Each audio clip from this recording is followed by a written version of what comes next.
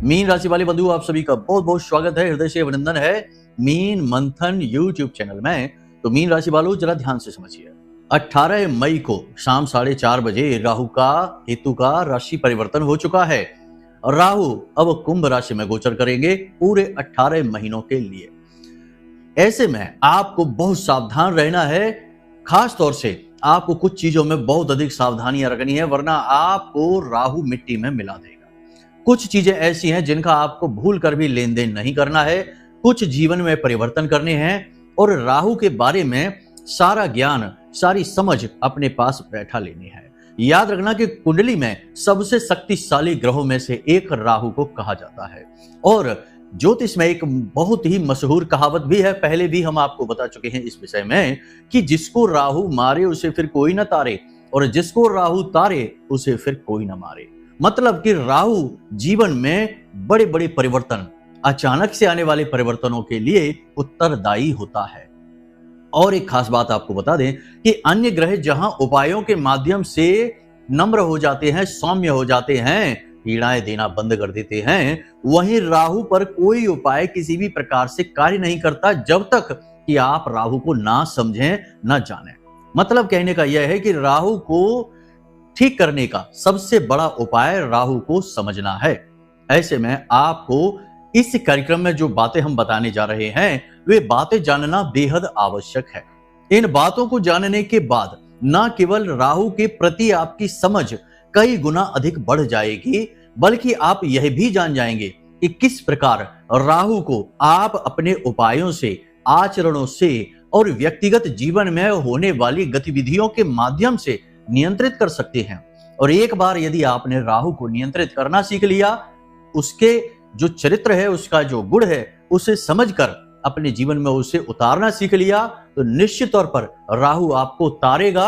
और एक बार राहु जिसको तारे उसे फिर कोई ना मारे। याद रखना, मतलब कि आज का यह जो कार्यक्रम है, यह आपके जीवन के लिए मील का पत्थर साबित होने वाला है।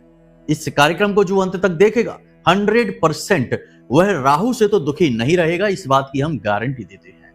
और ना केवल वह राहु से लाभ लेगा, बल्कि अब तक चली आ रही जो भी कठिनाइयां हैं, परेशानियां हैं, दुख तकलीफ हैं और ऐसे संकट और कष्ट हैं जिनसे छुटकारा मिलने का कोई मार्ग ही नहीं दिखाई दे रहा है, उनसे बाहर निकलने का रास्ता मिलेगा। क्योंकि राहु एक ऐसा ग्रह है जो यदि अपनी पर आ जाए तो फिर किसी की भी नहीं सुनता है, कोई भी इसके आड़े नहीं आ सकता है। राहु ग्रहों के राजा सूर्य को भी ग्रहण लगा सकता है, तो आप समझ सकते हैं कि कितनी अधिक शक्ति है इस ग्रह में। तो इसे समझना बेहद आवश्यक है। यह आपके जीवन की किस्मत की चाबी बन सकता है। जरूरी बात यहां पर यह है कि जिन लोगों का राहु खराब होता है, उनका सबसे पहला लक्षण ही यही होता है। वैसे तो बहुत सारे लक्षण होते हैं, हम सभी आगे बताने वाले हैं, लेकिन सबसे बड़ा और पहला लक्षण ही यही होता है कि उनके अंदर धैर्य की बेहद कमी हो जाती है। कहीं भी उनका मन कुछ मिनट और सेकंडों से ज्यादा टिकता ही नहीं है। इसीलिए आपने देखा होगा कि आज के समय में लोग कितने व्याकुल होते जा रहे हैं, क्योंकि राहु का प्रभाव दिन प्रतिदिन बढ़ता चला जा रहा है। यह कलियुग है, राहु का युग है। ऐसे में जो धैर्यवान हैं, जो ध्यान देते हैं चीजों पर और समझते हैं चीजों की गहराइयों को और उन्हें जीवन में उतारते हैं, उनका तो राहु ठीक रहता है, उन्हें उन्नति भी प्राप्त होती है। लेकिन ज्यादातर लोग केवल भटक ही रहे हैं। इसीलिए आप देखेंगे कि लोगों का ध्यान केंद्रित कितने कम समय के लिए होने लगा। जहां लोग पहले पुराने जमाने में घंटों बैठकर पंडालों में कथाएं और प्रवचन सुना करते थे, वहां आज के समय में लोग एक एक मिनट की रील भी पूरी नहीं देख पा रहे हैं, उसे भी बीच में छोड़ दे रहे हैं, क्योंकि लोगों का जो ध्यान केंद्रित करने की क्षमता है वह लगभग समाप्त होती जा रही है। राहु बिगड़ता जा रहा है। तो आपको इस गुण को भी, राहु के इस गुण को भी समझना होगा और अपने ध्यान केंद्रित करने की शक्ति को बढ़ाना होगा। जब भी कोई बात ठीक समझ में आती है, अच्छी लगती है, रुक कर वहां समय दीजिए और उसे सुनिए। जैसे इस कार्यक्रम में हम आपसे कह रहे हैं कि यहाँ जो बातें हम आपको बताने जा रहे हैं, उन्हें हल्के में मत लेना। ये बातें आपके जीवन को बदल सकती हैं, समय और काल के अनुरूप हैं। और आपने आज से इस कार्यक्रम को देखकर बताई गई बातों को जीवन में उतारना शुरू कर दिया, तो आने वाला 1 महीना या आने वाले 6 महीने आपके जीवन के क्रांतिकारी महीने और दिवस साबित होने वाले हैं, इस बात की हम गारंटी दे दें। लेकिन अब ऐसे में भी बहुत सारे लोग इन बातों को सुनकर भी हिम्मत हार जाएंगे और बीच में ही छोड़कर चले जाएंगे, क्योंकि उनका राहु खराब हो चुका है, स्थिर नहीं होने देगा। परिवर्तनशील है राहु, परिवर्तन कारक है। जिसका राहु नेगेटिवली एक्टिव हो जाता है, उसका पैर एक जगह नहीं टिकता, उसकी बात एक जगह नहीं ठहरती, वह अपनी बातों पर ही नहीं टिकता है। पल पल में उसके विचार, उसकी बातें, उसके इरादे बदलते रहते हैं। इसीलिए राहु खराब कहा जाता है ऐसे लोगों के लिए। खैर, उम्मीद करते हैं कि आप ये सारी बातें समझ रहे हैं। कार्यक्रम में अंत तक जरूर ठहरेंगे तो सोना मिलेगा, मतलब कि ज्ञान का सोना, ज्ञान का खजाना। और यदि नहीं ठहरेंगे तो अज्ञानता का अंधकार तो घेर कर बैठा ही है, वह तो घेरे ही रहेगा। तो उम्मीद करते हैं सारी बात आप समझ रहे हैं। अब कार्यक्रम में अंत तक अवश्य ठहरेंगे। चलिए कार्यक्रम को शुरू करते हैं महामाई का जयकारा लगाकर, जैसे कि हम हमेशा करते हैं। माई के नाम के बिना तो कुछ भी संभव ही नहीं है। माई तो स्वयं शक्ति है, और शक्ति मीन्स एनर्जी, और बिना एनर्जी ऊर्जा के तो संसार क्या, पूरा ब्रह्मांड ही निष्क्रिय है। तो कमेंट बॉक्स में पूरे भक्ति भाव के साथ लिख डालिए, जय मां भद्रकाली, कृपा करो। महामाई निश्चित तौर पर आपके ऊपर कृपा करेंगी, और कृपा कर ही दी है, तभी तो यह कार्यक्रम आप तक पहुंचा है माई के धाम से। और इस कार्यक्रम में बताई जाने वाली हर एक बात की हम पूरी जिम्मेदारी लेते हैं। याद रखना कि यह कार्यक्रम माई के धाम से ही प्रसारित हो रहा है। तो जो बातें हैं वो ठोस हैं, प्रामाणिक हैं और तथ्यों पर आधारित हैं, पूरी कपोल कल्पनाएं नहीं है। चलिए अब अपने मूल विषय को शुरू करते हैं। ध्यान से सुनिए सारी बातों। प्यारे मित्रों, हमारे अत्यंत प्रिय और परम पूज्य अमिताचार्य जी के पास मां बगलामुखी और मां भद्रकाली की साधनाओं का वर्षों का अनुभव है, और माता रानी की इनके ऊपर पूर्ण कृपा और सिद्धि है। आचार्य जी ने अपने सटीक कुंडली विश्लेषण और श्रेष्ठतम उपायों के माध्यम से हजारों लोगों के जीवन को खुशियों से भरा है। आचार्य जी का कुंडली विश्लेषण और उपाय करवाने का तरीका इतना अद्भुत है कि जीवन के हर एक दुख और कष्ट का कारण जड़ से ही समाप्त हो जाता है।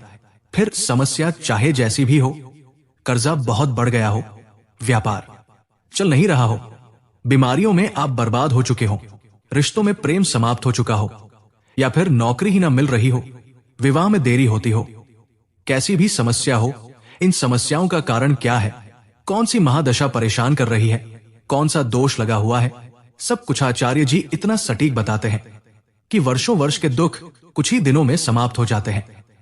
अगर आपके जीवन में भी कोई ऐसी संकट की घड़ी है तो यही सही समय है जब आप पूज्य आचार्य जी के हाथों से अपनी कुंडली का विश्लेषण करवाएं और वर्षों से चल रहे दुखों और संकटों के इस चक्र से बाहर निकल जाए।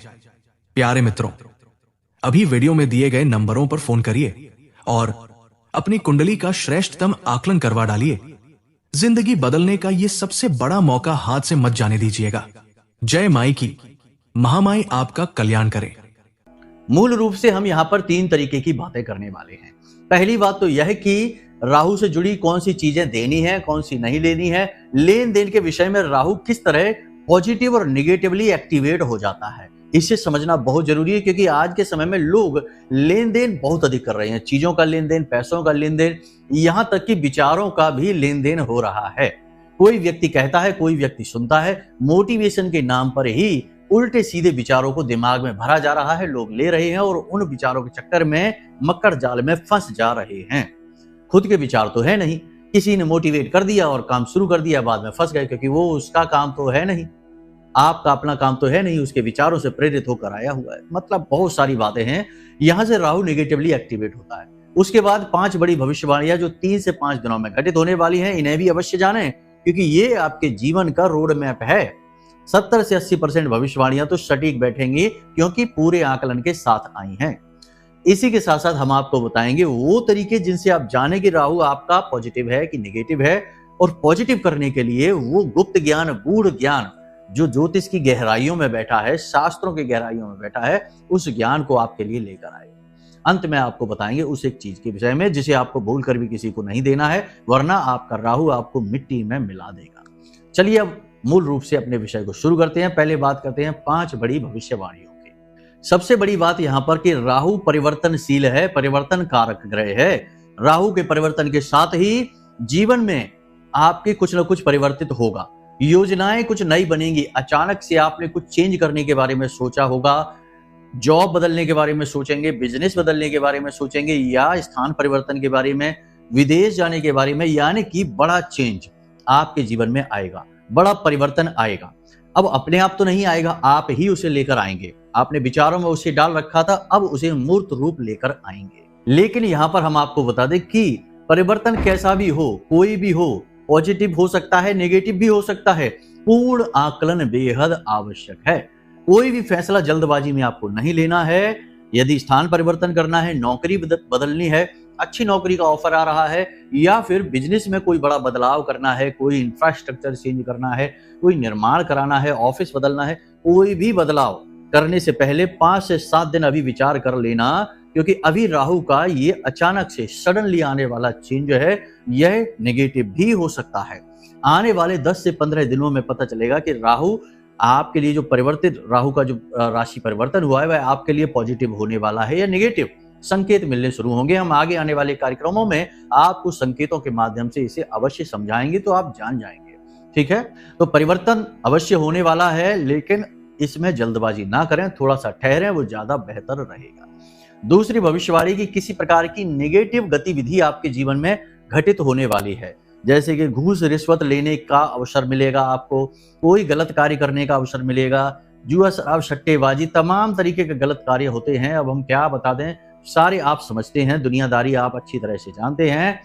गलत कार्यों में रुचि बढ़ेगी, कुछ लोग ऐसे आपसे जुड़ेंगे जो गलत कार्यों में इन्वॉल्व होंगे, और वे लोग आपको प्रेरित करेंगे किसी गलत कार्य को करने के लिए।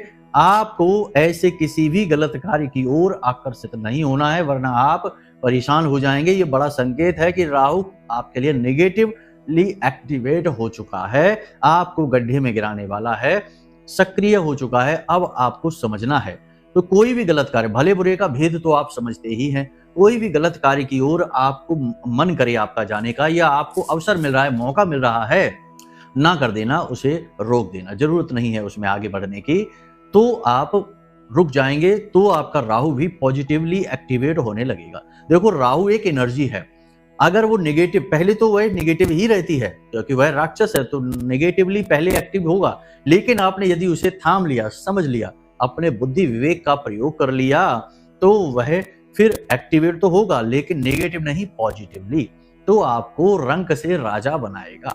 तो ये चीजें समझने की होती हैं, इसी को मार्गदर्शन कहते हैं। तो ये सारी बात आपने समझ ली। अब एक खास बात, किसी प्रकार की यात्रा का योग बन रहा है, आप किसी यात्रा पर जा सकते हैं। बिजनेस की भी ट्रिप हो सकती है, व्यक्तिगत भी हो सकती है, और धार्मिक भी हो सकती है।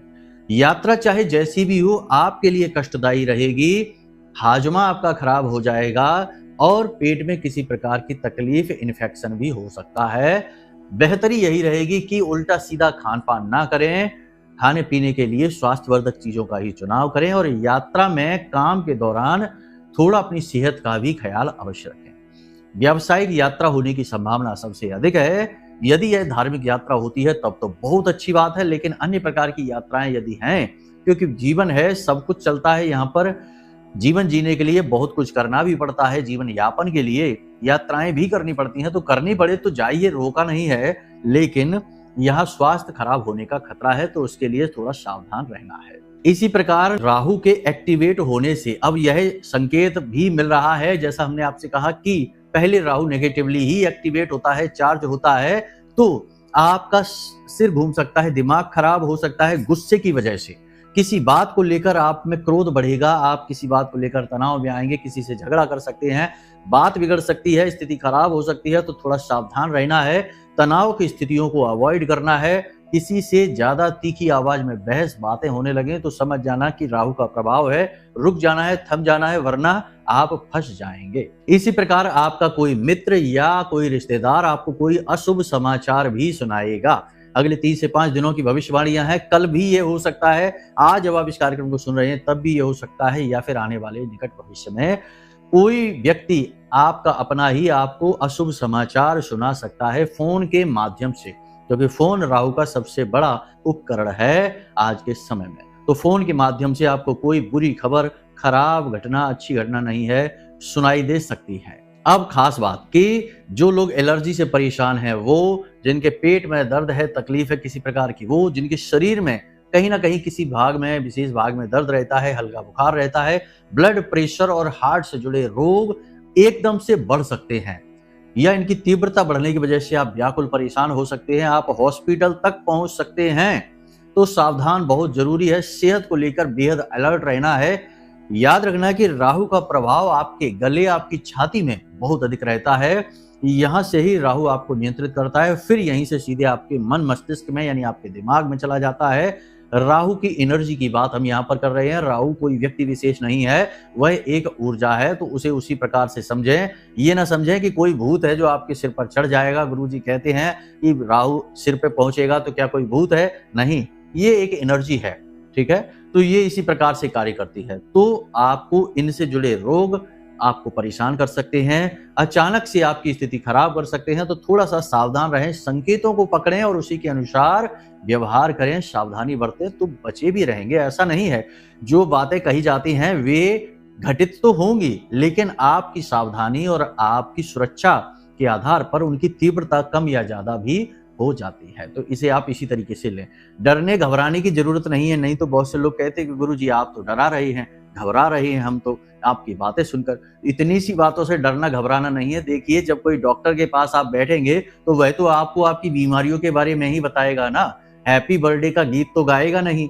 तो इसी तरीके से समझिए कि आप जिस व्यक्ति के सामने बैठे हैं वह व्यक्ति किस क्षेत्र से जुड़ा है, उसी क्षेत्र की बातें करेगा और निगेटिव बातें ही ज्यादा करेगा, क्योंकि वो निगेटिव बातें आपको परेशानी में डाल सकती हैं। तो बातों के साथ साथ उपाय भी तो दे रहे हैं, इन्हें भी आपको समझना होगा। कभी आप डॉक्टर के सामने जाकर ये ना कहें कि भाई आप तो डरा रहे हैं, आप तो कह रहे हैं कि आपको बुखार है, टाइफाइड है, मलेरिया है, इनकी दवाई लेनी होगी, तो ये तो आप डरा रहे हैं। ऐसा नहीं है, ये काम है, इसी तरीके से किया जाता है। मीठी बातें और चिकनी चुपड़ी बातें करके लोगों को बहकाने से बात नहीं बनती है, तब भी लोग फंसते ही हैं, परेशान ही होते हैं। तो बेहतर तरीका यह है कि सत्य बता दो, चाहे वह कड़वा हो, रूखा सूखा हो, चाहे जैसा भी हो, आपको सत्य से सामना करना होगा, वही हमारा काम है।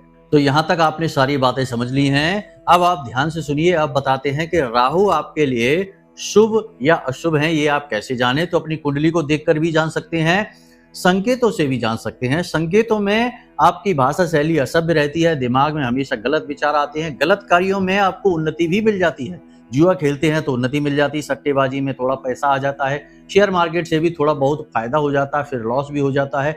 लेकिन आपकी किसी के साथ बनती नहीं है, लोग आपके साथ झगड़ा कर लेते हैं या आपका झगड़ा होता रहता है। वाहन भी आप बहुत तेजी से, लापरवाही से चलाते हैं और कपड़े पहनने का ढंग भी आपका अजीबोगरीब है, लोगों को समझ में नहीं आता है। उठने बैठने चलने फिरने के सारे तौर तरीके आपके ऐसे हैं कि लोगों को आपसे थोड़ा सा भय जैसा लगता है। लोग आपसे थोड़े से बात करने से कतराते हैं, आपके जवाब रूखे सूखे और असभ्यता भरे होते हैं। तो राहु नेगेटिव है आपका, इसे पॉजिटिव करने की जरूरत है। और भी बहुत सारे संकेत हैं, लेकिन मुख्य तौर पर कुंडली को देखकर बेहतर तरीके से समझा जा सकता है। तो कुछ बातें हैं जिनका आप ध्यान रखिए।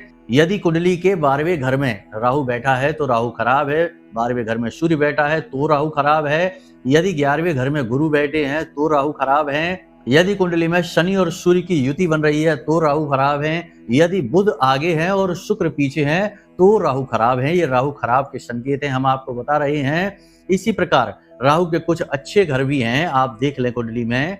यदि आपकी कुंडली में शुक्र आगे बुध पीछे हैं तो आपका राहु अच्छा है। इसी प्रकार यदि आपकी कुंडली में चंद्रमा और मंगल की युति बनी है तो आपका राहु अच्छा है। इसी प्रकार आपकी कुंडली में 6, 10 और 11 घरों में, भाव में राहु बैठे हैं तो आपके लिए शुभ हैं। और 9वें घर में बैठा राहु भी कुछ हद तक कभी कभी शुभ हो जाता है, अशुभ भी होता है। तो इसके शुभ होने की संभावना वैसे तो ठीक है, ठीक ठाक संभावना है, लेकिन इसमें फिर और भी ज्योतिषीय आकलन लगाने होंगे, गणित लगाना होगा, तब पता चलता है, सीधे तौर पर पता नहीं चलेगा। यहाँ पर भी वैसे राहु शुभ माना जाता है। इसी प्रकार आपकी कुंडली में यदि गुरु 3, 6, 8 और 11 के भाव में बैठे हैं तो आपका राहु अपने आप खराब हो जाएगा, क्योंकि यहाँ पर गुरु कमजोर हो जाते हैं। यदि गुरु अस्त हो चुके हैं तो खराब हैं, यदि नीच के हैं तो खराब हैं, तो राहु भी आपका खराब है। अब यहाँ पर यदि गुरु का सपोर्ट राहु को नहीं मिलेगा, यानी गुरु अच्छे हो जाएंगे तो राहु अपने आप पॉजिटिव रिजल्ट देने शुरू कर देंगे। गुरु का सपोर्ट मिलना बहुत जरूरी है। यदि गुरु का सपोर्ट नहीं मिल रहा है तो राहु आपका वीक है, अब राहु को स्ट्रॉन्ग करने की जरूरत है। राहु को स्ट्रांग करने के लिए, मजबूत बनाने के लिए, पॉजिटिव करने के लिए सबसे पहली चीज ये है कि आपको काले और नीले रंग के वस्त्रों से दूरी बनानी होगी। इन वस्त्रों को आपको अपने पास नहीं रखना है। काले नीले रंग की चीजों को किसी से मुफ्त में लेना भी नहीं है। इलेक्ट्रॉनिक सामान, मशीनी सामान किसी से यूं ही नहीं लेना है। किसी और का वाहन, किसी और का मोबाइल भी प्रयोग नहीं करना है, छूना भी नहीं है, दूर रहना है। साथ ही किसी के भी घर जाएं तो उसके घर में यूं ही अंदर ना घुस जाएं। मतलब कि ऐसा होता है दोस्त यारों में कि बिना पूछे ही दरवाजा खुला है तो हिम्मत बढ़ जाती है, क्योंकि रिश्ता ही गहरा होता है तो अंदर घुस जाते हैं। ये बहुत गलत है। इससे राहु नेगेटिवली एक्टिवेट हो जाता है, क्योंकि घर के मुख्य दरवाजे पर जो दहलीज है वहां राहु का वास माना जाता है। तो बिना अनुमति लिए कभी किसी के घर में प्रवेश ना करें। याद रखें कि हम आपके अपने घर की बात नहीं कर रहे, दूसरों के घरों की बात कर रहे हैं। कई बार ऐसा होता है कि लोग प्रेम के वशीभूत होकर ऐसे ही चले जाते हैं कि भाई हमारा तो मित्र है, इससे क्या पूछना, लेकिन ये गलत है। यहाँ पर आपको पूछना अति आवश्यक है। चीजों को अच्छी तरीके से समझने का प्रयास किया करिए, तो तर्कों के चक्कर में ना पड़िए, वरना समझाने में ही पूरा कार्यक्रम चला जाएगा। कुल मिलाकर यह है कि आपको अपने घर की दहलीज, आपकी जो दहलीज है, मुख्य दरवाजा, वो टूटा फूटा ना हो, नीचे दबा हुआ ना हो, और वहां थोड़ी सी ऊंचाई होनी चाहिए, जमीन से थोड़ा सा वह ऊंचा हो। दहलीज, जो मुख्य दरवाजे की दहलीज है, वह ऊंची होनी चाहिए। इससे राहु आपका शुभ हो जाता है। यदि दबी हुई है, टूटी फूटी है, तो राहु अशुभ हो जाता है। राहु को शुभ करने का, अनुकूल करने का सबसे अच्छा उपाय यह भी है कि आप भोलेनाथ के मंदिर जाएं और वहां शिवलिंग को जल समर्पित करें, पूजा पाठ करें। साथ ही शिवलिंग पर काले तिल अर्पित अवश्य करें। और मंदिर से लौटते समय किसी अपाहिज भिखारी को, यदि एक आंख वाला भिखारी आपको मिल जाता है, जिसकी एक आंख खराब है, ऐसा भिखारी आपको मिल जाता है, तो उसे धन और अन्न अवश्य दें, और इतना दें कि वह मुस्कुराने लगे, खुश होने लगे, क्योंकि यह राहु का प्रतीक है। राहु आपका तुरंत पॉजिटिव हो जाएगा। ये कुछ साधारण सी बातें हैं राहु को लेकर जो आपको समझनी है। अब बात करते हैं एक चीज जो किसी को नहीं देनी है। सबसे बड़ी बात कि राहु का गुरु से सीधा नाता होता है। यदि गुरु आपका निगेटिव हो जाएगा तो राहु आपको कभी शुभ फल नहीं दे सकता है। इसलिए धर्म ग्रंथ, क्योंकि आज के समय में लोग गीता जी है, रामायण जी है, या फिर और भी तमाम तरीके की धार्मिक किताबें, या कोई भी किताब, हम तो यही कहेंगे कि कभी किसी को कोई भी किताब गिफ्ट में, उपहार में ना दें। इससे आपका गुरु तो नेगेटिव हो ही जाता है, मतलब कि गुरु की शक्ति तो कमजोर होती ही है। किताबों का सीधा संबंध राहु से भी है, क्योंकि किताबें जो हैं, चाहे धार्मिक हो चाहे साधारण हो, वे माता सरस्वती का प्रतीक है, और राहु की देवी, आराध्य देवी माता सरस्वती हैं। तो भूल कर भी अगले 5 से 7 दिनों में, या कभी भी कोई भी किताब या पेन किसी को यूं ही गिफ्ट में, उपहार में, मुफ्त में, यूं ही प्रयोग के लिए नहीं देना है। देना भी है तो तुरंत उसे वापस भी ले लेना है। इस चीज को आपको ध्यान रखना है हमेशा, तो आपका राहु हमेशा पॉजिटिव रहेगा। यदि आपने ये गलती कर दी और अभी राहु ने राशि परिवर्तन भी किया है, तो हो सकता है कि राहु आपको पूरी तरह से नेगेटिवली एक्टिवेट होकर परेशान करना शुरू कर दे। फिर जब तक आप अपनी परेशानी को समझेंगे, जानेंगे, तब तक हो सकता है कि बहुत सारा नुकसान भी हो जाए, बहुत ज्यादा देर भी हो जाए। फिर उपाय भी धीमे धीमे कार्य करेंगे, समय लग जाता है इन चीजों में। तो उम्मीद करते हैं कि सारी बातें आपने समझ ली हैं। अब यदि आपको कुछ चीजें हैं जो समझ में नहीं आई हैं, या फिर आप और गहराई से समझना चाहते हैं, तो नंबर हमने वीडियो में दे रखे हैं। अपनी कुंडली का विश्लेषण करा लीजिए। कुंडली का विश्लेषण कराने से आपको 2 लाभ हैं। एक तो आपके जीवन की समस्याओं का जो मुख्य कारण है वह समझ में आ जाएगा। बहुत सारे लोग हैं जिनकी उम्र 55-60 साल हो जाती है, तब भी उन्हें पता नहीं रहता कि उनकी कुंडली में क्या दोष है, किस ग्रह से पितृ दोष आ रहा है, काल सर्प दोष है कि नहीं है, विष दोष है कि नहीं, मांगलिक यानी कि है कि नहीं है, या फिर अंगारक वगैरह, गुरु चांडाल, तमाम तरीके के योग होते हैं, दोष होते हैं। इनके निवारण बहुत जरूरी है, लेकिन उम्र गुजर जाती है, लोगों को पता ही नहीं है, क्योंकि कुंडली कभी किसी को देखा ही नहीं। बेहतर तरीका यह है कि आप अपनी कुंडली का विश्लेषण करा लीजिए। नंबर वीडियो में हमने दे रखे हैं, और उन दोषों को निवारण के लिए सटीक उपाय ले लीजिए। उन उपायों को करिए, जिंदगी में महापरिवर्तन की शुरुआत हो जाएगी। उम्मीद करते हैं सारी बातें आपने समझ ली हैं। ये बातें आपको बहुत लाभ पहुंचाएंगी। इन्हें आप जीवन में अपने अवश्य उतारना। बहुत मेहनत से कार्यक्रम हमने तैयार किया है आपके लिए। आपको महामाई की कृपा भी पहुंचेगी। तो चलिए बंधु, आज के इस कार्यक्रम को यही विराम देते हैं। हमेशा हंसते रहिए, मुस्कुराते रहिए, सकारात्मक रहिए। महामाई पर अपनी आस्था विश्वास जरूर बनाकर रखिए, क्योंकि आपका उद्धार तो वहीं से होना है। प्रेम से बोलिए जय माई की। हमारे प्रिय और परम पूज्य आचार्य जी ने अपनी साधनाओं के अनुभवों पर आधारित शक्तिशाली उपाय और क्रियाओं के माध्यम से हजारों लोगों के जीवन को पूरी तरह से बदला है। आचार्य जी के द्वारा बताया गया हर एक उपाय इतना सटीक और कारगर होता है कि जो भी इसे पूरे भाव के साथ कर लेता है उसे साक्षात महामाई की कृपा और आशीर्वाद प्राप्त हो जाती है।